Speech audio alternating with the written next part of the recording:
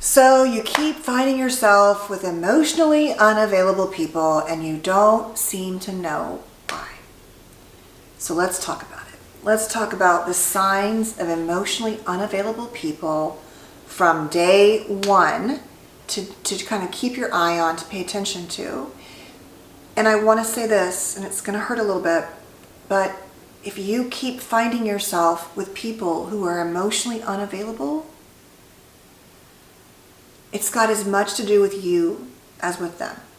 Because something about your story, maybe it's your fawning childhood, your trauma responses, whatever it is, your sense of self, where you don't believe or know how to engage in emotionally reciprocal, available relationships.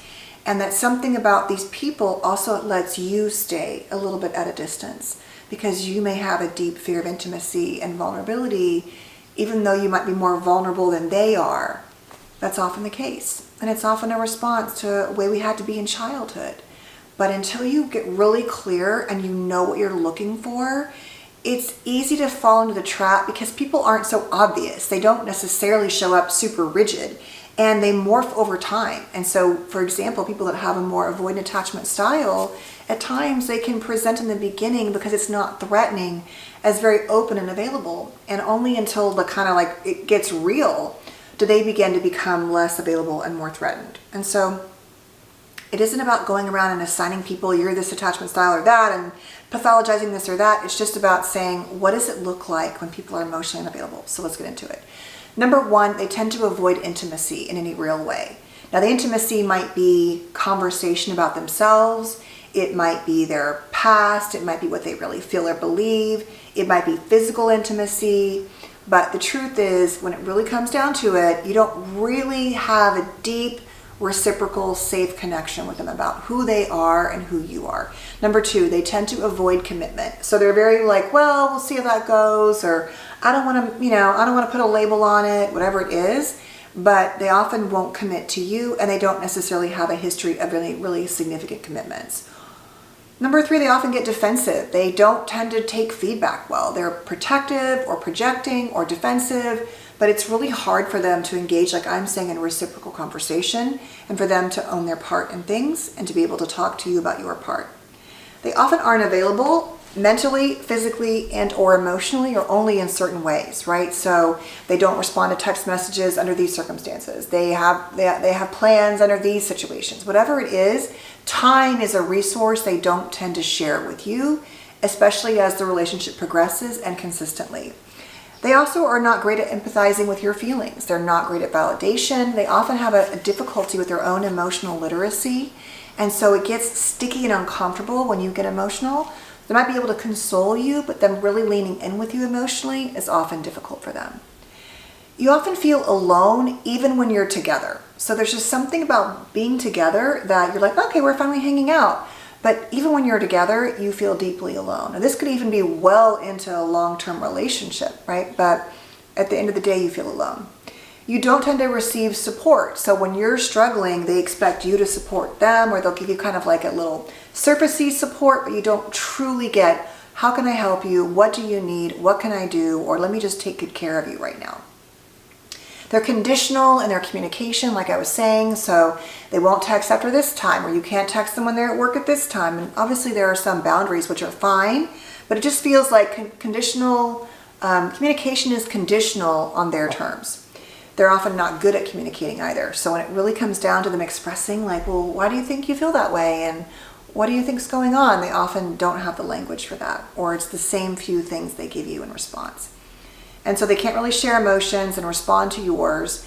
They don't tend to put a lot of effort in above and beyond. Like they'll check the boxes, but you don't often see them really pushing themselves to go above and beyond. And they're not usually like enthusiastically trying to share that with you. It's like, I'm doing what you want me to do. You asked me to be more open. I am. It's like, well, not like that, right? So it doesn't feel authentic in that way. They often don't have a history of long relationships, that they might, but it never is their fault oftentimes in terms of, the emotional piece, what happened there. Affection, physical affection can be very conditional. And so it's like, I have PDA issues, or we're only going to be touching when we're intimate alone. Whatever it is, they're rigid in their physical affection and not willing to be open and learn and engage together with you. They often have, when you talk to them, they either have a lot of secrets or they're confusing in their language. It's like you'll have a conversation and you'll be like, I don't really know what you just said, right? It's like maybe they use big words or they try to sound emotionally literate, but at the end of the day, you're just like, I don't really know what happened. So that's confusing. Or they just have things they just won't tell you, even though it's well past the time for you to kind of know certain things. They often don't have respect for your time and your planning, so it's often about them. It's always about rotating around their schedule. They're not great at accommodating and shifting, especially if you need to shift. They think that, they will tell you that your normal needs are too much, so they minimize what is generally, assumed to be normal needs and dynamics, and they make you feel like you're too much when you're just a normal, emotional human being. They can be defensive. They tend to have really not great conflict tactics. They might give you the silent treatment. They might play games or be manipulative, but whatever it is, it's not really a healthy engagement in conflict resolution. You always feel like you're the one doing more, giving more, loving more. There's a real seesaw imbalance about that. They can be overly controlling and rigid about how things go, the pace of things. It just feels like everything has to be their way. They often can engage in numbing disorders, substance use, things like that, shopping addictions, whatever it is. It's really a way for them to escape what they're feeling. It might be video games for hours and hours and hours on end, which is there's a limit for that. At some point it can become an escape. They've told you they've never actually really loved someone or been in love, and this doesn't mean that they're not capable of it. It also depends on, I think, their age and their life circumstances. But most of us have loved somebody, something, even if it wasn't to the same degree. And so there's evidence there. And they often talk to you but don't listen. They're not great at listening to what you need and then implementing that. And at the end of the day, it just always feels like, once again, you have learned to rotate around them, which would make a lot of sense if you had some form of childhood CPTSD where your job was to take care of somebody else's emotions or feelings or needs. We're often the perfect partners for them because we have this shortcut into making people feel like it's reciprocal when really it's a one-way deal that we have cultivated since childhood. So those are the signs. And as I said in the beginning, if you're like, yeah, I keep doing this with people, with friends, whatever, with partners, it's really important for you to look at where you may struggle, because it may be that even though you're doing all these things, there is still a wall, and you often can have a more anxious and avoidant style. So when you're in these relationships with these people, because they're so avoidant, basically, it makes you really anxious. But when you get someone who's really leaning into you, then you get more avoidant and your walls come up, right? Or maybe you only go so far, you think you're being really vulnerable, but really at the end of the day, deep down inside, you have fears of abandonment or a lack of trust in people. And so in comparison to them, you're more emotionally available, but maybe deep inside you're not. Or maybe you just are, maybe you're extremely wounded and it's terrifying and scary to let people in, which is what I'm saying. That makes sense.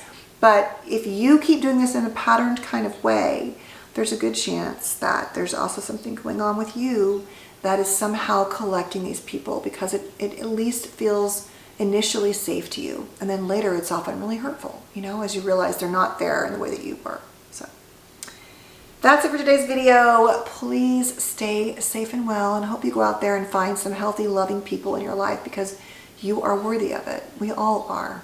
We really are. And I know it's scary. I've struggled with this one too. It's not easy, but you can do it. So thank you for being here. Like I said, stay safe and well, and I will see you later tomorrow. Okay.